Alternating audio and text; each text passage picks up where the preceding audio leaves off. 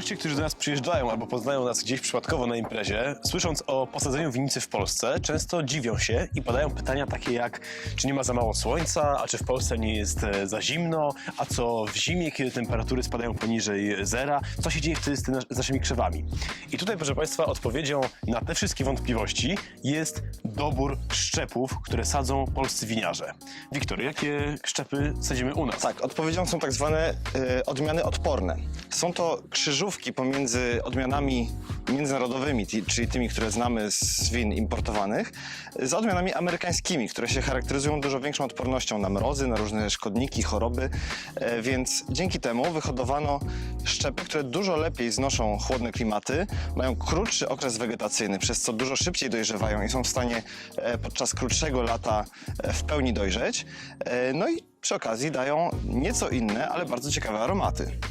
W naszej winnicy rośnie 15 odmian odpornych i są to takie nazwy jak Solaris, Johanniter, Regent, Leon Milo, Marshall Foch, Souvenir Szary, Sejwal Biały, mógłbym tak wymieniać dalej, natomiast słychać, że są to odmiany egzotyczne, jeśli ktoś nie miał wcześniej styczności z polskim winem. Natomiast te odmiany rosną w północnej Europie, w Czechach, na Słowenii, na Słowacji, no i oczywiście również w Polsce.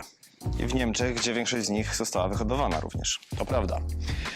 Wybór tych szczepów jest dla nas bardzo ważny, ponieważ dzięki temu możemy po pierwsze w ogóle uprawiać naszą winorośl w tym klimacie, a oprócz tego możemy robić to w sposób o wiele bardziej ekologiczny i naturalny. Te odmiany odporne wymagają o wiele mniej opieki i możemy ograniczyć opryski oraz stosować naturalne zamienniki, abyśmy mogli uprawiać naszą winorośl w sposób bardziej naturalny i aby wino, które Państwo potem piją, było również zdrowsze po prostu.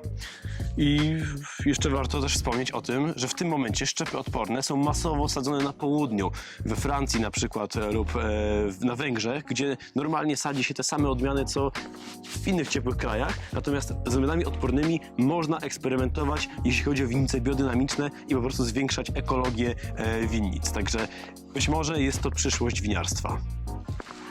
Ruszamy dalej.